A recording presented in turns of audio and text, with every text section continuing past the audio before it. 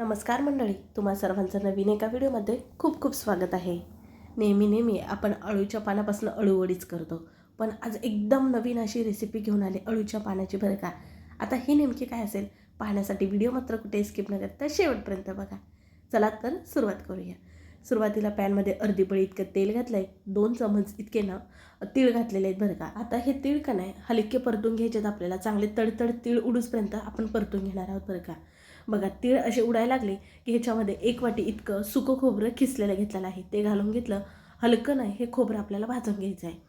ह्याच्याऐवजी तुम्ही desiccate coconut म्हणजेच की नारळाचा बुरादा सहजपणे बाजारामध्ये मिळतो, तो इथे वापरला तरीसुद्धा चालेल. किंवा अगदी ओलं खोबरं खाऊन छान प्रकारे तुम्ही अगोदर कोरडं भाजून घ्या आणि मग इथं वापरला तरीसुद्धा चालेल. आता बघा आपलं खोबरंसुद्धा भाजलं का नाही. आता आपल्याला ह्याच्यामध्ये घालायचं बेसनचं पीठ अर्धी वाटी इतकं, साधारण 1 4 चमचे इतकं आहे. बेसन पिठाचा सुद्धा कच्चापणा जाऊसपर्यंत आपण एक चांगलं 2 ते 2.5 मिनटं परतून घेणार आहोत.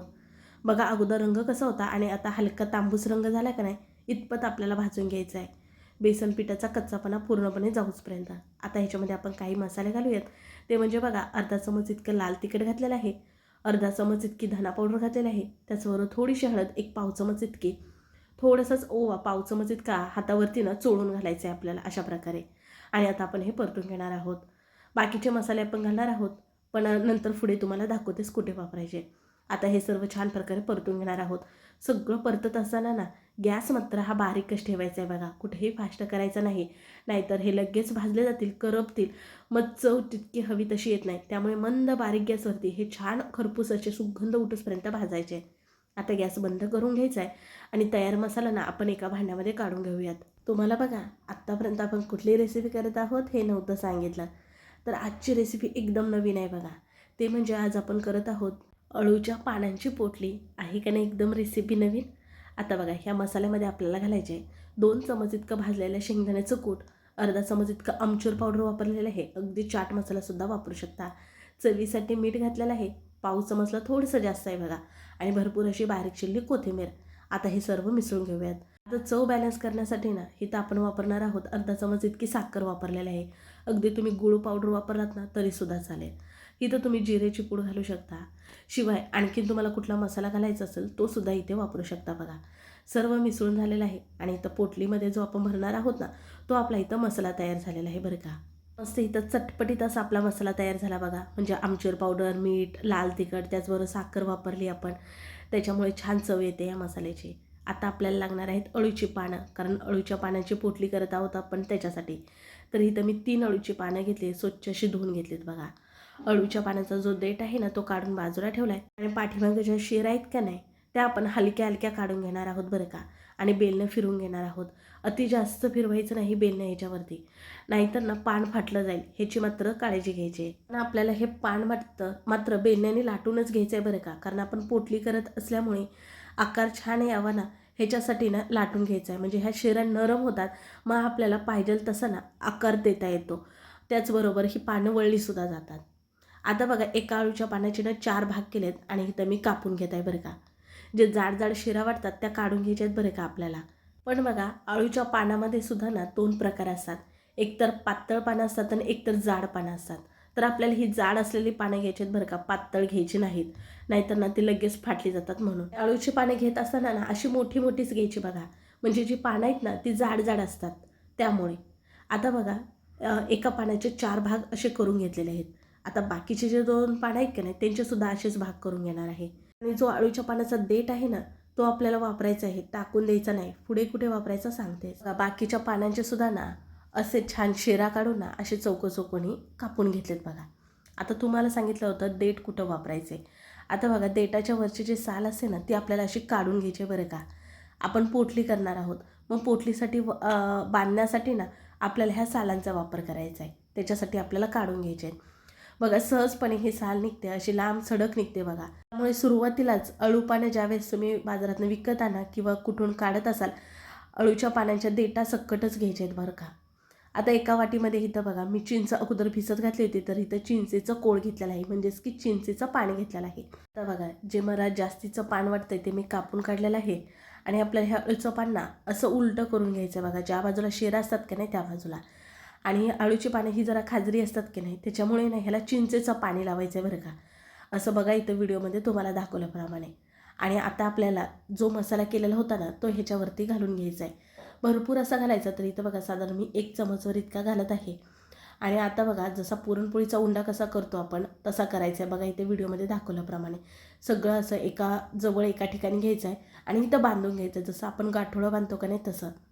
आता जे साल काढली होती का नाही ते सुद्धा आपल्या चिंचेच्या पाण्यामध्ये बुडवून घ्यायचे आहेत आणि अशा प्रकारे बांधून घ्यायचे. इतकंच, खूप सोपं आहे, बिलकुलसुद्धा अवघड नाही. 1-2 गाठी घालायच्या आहेत इथं बस. तुम्ही ह्याच्या ठिकाणी धागा वापरला तरीसुद्धा चालेल, पण ही पोटली ज्यावेळेस खाणार आहे त्यावेळेस धागा काढून तुम्हाला घ्यायचं आहे. पण आता आपण हे जे साल वापरली अळूच्या पानाच्या देठाची, मग ती न काढता जरी खाल्लात तरीसुद्धा चालते. आणि बघा एकदम छान हिता अशी आपली ही पोटली तयार झाली. वर जर एक्स्ट्राचं पान वाटतंय तर तुम्ही काढून टाकू शकता. अगदी छान दिसते ना. आणखीन एक आता तुम्हाला तशा प्रकारेच करून दाखवते. बघा ह्या ज्या शिरा होत्या ना त्या हलक्या मी इथं लाटून घेतल्या. अळूची पानं बघा अगोदरच मी धुवून पुसून घेतलीत बरं का. आता बघा जे चिंचेचं पाणी होतं ते सगळीकडे लावून घेतलेलं आहे आणि मसाला भरून अगोदर जशी पोटली केली तशी करून घेऊयात. तर तुम्ही म्हणाल इतकी सगळी खटाटोप करण्याच्या ऐवजी अळूच्या वड्या केलेल्या अतिउत्तमच. ते पण खरं आहे, पण नेहमी आपण बघा अळूच्या पानापासून अळूच्या वड्या करतोच. पण कधीतरी तुम्हाला नवीन पदार्थ काहीतरी ट्राय करायचा असेल किंवा बऱ्याच ठिकाणी बघा नवनवीन पदार्थ ट्राय करण्याच्या स्पर्धा होतात. त्याच्यामध्ये ना तुम्ही हा नवीन पदार्थ सादर करू शकता. अगदी आगळा वेगळा आहे. अळूच्या पानांची पोटली दिसायला देखील छान आणि चवीला सांगू का म्हणजे खूपच छान. आणि 100पैकी 100 ह्याला गुण मिळणार एवढी मात्र मी गॅरंटी देऊन सांगते. इतकीच जबरदस्त ही रेसिपी बरं का. जे कधीतरी आपण नवीन पदार्थ असा ट्राय करू शकतो. अगदी असे नवीन पदार्थ मुलांनासुद्धा फार आवडतात बघा. आता बघू शकता इथं मी लगेच बोलूसपर्यंत इतक्या पोटल्या तयार केल्या. बिलकुलसुद्धा वेळ लागत नाही. तयार मसाला आपल्याला ह्या चौकोनी अळूंच्या तुकड्यामध्ये भरून ना बांधून तर घ्यायचं आहे बस. ह्याच्यामध्ये बिघडण्यासारखं न येण्यासारखं काहीच नाही आहे का नाही. अळूंच्या पानापासून आगळ्यावेगळा नवीन पदार्थ. आता आणखीन एक पुढे काय करायचं तुम्हाला सांगते चला. तर हे जरा बाजूला ठेवूयात. एक इथे बाऊल घेतलेला आहे आणि त्याच्यामध्ये घेणार आहोत बेसनचं पीठ. 1 कप इतकं बेसनचं पीठ घेतलेलं आहे. त्याचबरोबर 2 चमचे इतकं तांदळाचं पीठ घेतलेलं आहे. तांदळाच्या पिठाने कुरकुरीतपणा येतो का नाही म्हणून. पाव चमच इतकी हळद घातलेली आहे. त्याचबरोबर बेसन पीठ घेतलं का नाही म्हणून पाव चमच इतका ओवा हातावरती चोळून घातलेला आहे. चवीनुसार मीठ घालूयात साधारण पाव चमच इतकं. आता हे मिसळून घेऊयात आणि आता आपल्याला ह्याच्यामध्ये थोडं पाणी घालून ना सैलसर असं बॅटर करून घ्यायचं आहे बघा. अगदी तुम्ही ह्याच्यामध्ये अर्धा लिंबू पिळू शकता, लाल तिखट घालू शकता, तुमच्या आवडीनुसार कुठलाही याच्यामध्ये मसाला वापरू शकता. ह्याच्यामध्ये गुठळा होता कामा नये, त्याच्यामुळे थोडं पाणी घालून ना गुठळा मोडून छान एक संत असं आपल्याला बॅटर करून घ्यायचं आहे बरं का. म्हणजेच की घट्ट ठेवायचं नाही, जरा हलकं सैलसरच ठेवायचं आहे. आता 1 कप बेसन पिठासाठी ना 1 कप इतकं पाणी वापरलेलं आहे. थोडं करून बघा आणि छान असं आपलं हे बेसनचं बॅटर तयार झालेलं आहे. आता तुम्ही म्हणाल हे कशासाठी, तर आपण जी पोटली तयार केली ना ती आता आपण ह्या बेसनच्या बॅटरमध्ये बुडवून तेलामध्ये सोडून तळून घेणार आहोत बरं का. म्हणजे ती आणखीन चवीला छान लागेल, छान क्रिस्पीपणा येतो.